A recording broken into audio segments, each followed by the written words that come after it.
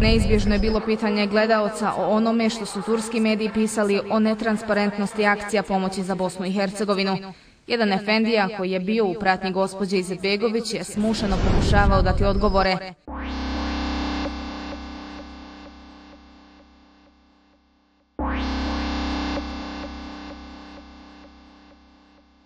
O tome ne mogu ništa reći jer ne znam.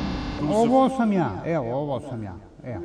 Ovdje je viša brada bila, veća brada i tako to.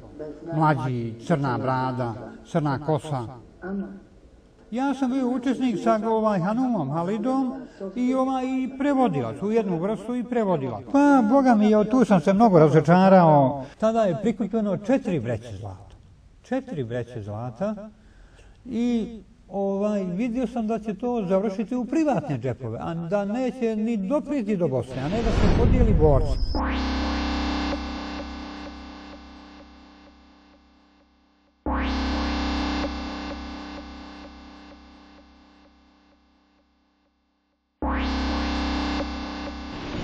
I onda najviše sam se razočarao. Kada su utovarali vreće u zlatu, kada su utovarali u kombi te zlatne vreće, po dvojica su držali jednu vreću. Halida Hanuma je ljudima i čuo sam da je rekla ovu vreću za Bakira. Ja sam se oko sebe okrenuo.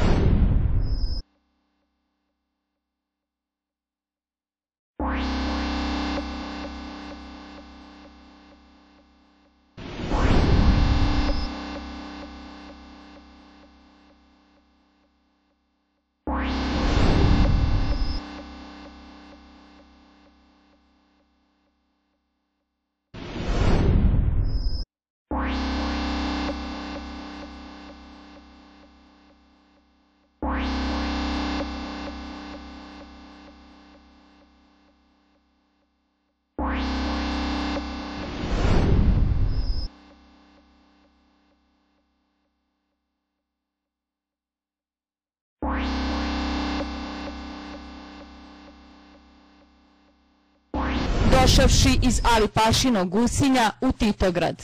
Postaje aktivan član partije i napreduje u političkoj karijeri do mjesta sekretara ćelije Komunističke partije Jugoslavije za jednu od titogradskih mjesnih zajednica. Opće je poznato da su na takvim položajima, pa makar i mjesnih zajednica, mogli doći samo provjereni saradnici kontraobavještajne službe ili KOS-a. Taj Šćepo, za koga smo svi znali da je vrh ledenog brijega što se tiče saradnika, i bilo nam je nešto nedodirljivo. I da je tog saradnika na vezi drži Nikola Radujko, a Nikola Radujko je moj klasić. Mi smo zajedno završili Vazduhoplovnu akademiju u Zadru. Kaže, pa to je Šćepo. Pa je rekao, jel Šćepo, još mi nije jasno, je li Šćepo Albanac ili je Srbin ili šta? Pa kao je musliman, ona iz Crne Gore, samo šuti, nemoj da to neko zna, to Rakočević. Znači, sve ja što pišem, znači direktno ide na ruke Rakočeviću. Nikolaj, da ništa drugo nije radio, znači samo zbog saradnika Šćepe, mogao je da sve ostalo batali.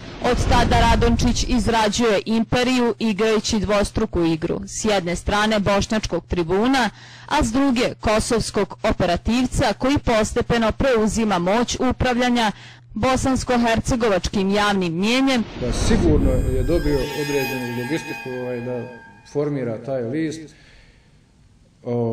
možda ne baš avaz, ali da formira list i da bude negdje zauzme, da kao novinar zauzme neku poziciju. Puno je heroina uloženo u temelje avaza.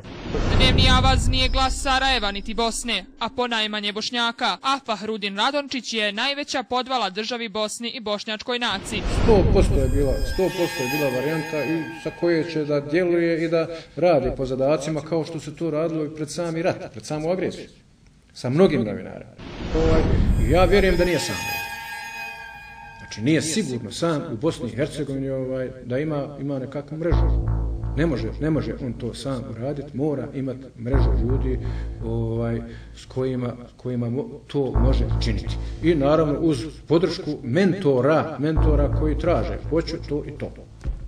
U zadnje vrijeme postao vrlo kooperativan i on će uraditi sve što se traži od njega. Znamo ko upravlja ovom državom, ko traži određene stvari od određenih funkcionera i Fahrudin Radončić je vrlo podoban zato jer svi imaju i svi znaju ovo što ja znam, čak i više. Bilo bi glupo da neko iz Mirnodopske Podgorice, Titograda dođe u ratno Sarajevo. A kamoli novinar, ne znam ni ja, to već čovjeku volke oči otvara i sumnju da je, ne znam kakva, za nešto što je neregularno. A bio sam svaki dan rata u Sarajevu zajedno s vama. Mjesecima radi kao kahve kuhar u general štabu armije Bosne i Hercegovine. I tada sam prvi puta vidio da je u stvari Šćepo Radončić Fahrudin. Šćepo, znači nije to Šćepo se pojavio sad. I Mustafa Čandić je napisao detaljan izvještaj o svojim spoznajama vezano za operativne obrade, operativne akcije, saradničku mrežu i tako dalje, gdje je našlo mjesto i Radončić Fahrudina Šćepe, ovo o čemu pričam. To što...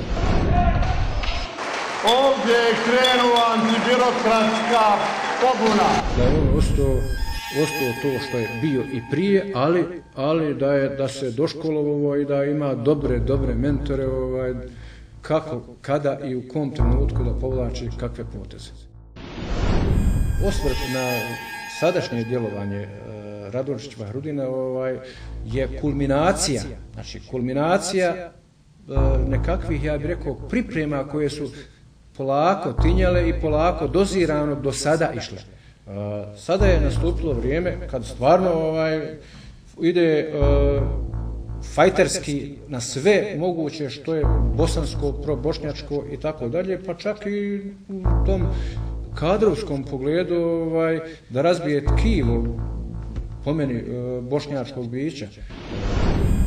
Propagandanog djelovanja, udarnog djelovanja u bit i srž i države i njenih institucija i ljudi koji se nalaze u svemu tome je samo po sebi puno toga govori, tako da je svaki moj komentar suvišan. Enormno bogaćenje koje se vrlo lako može dokazati.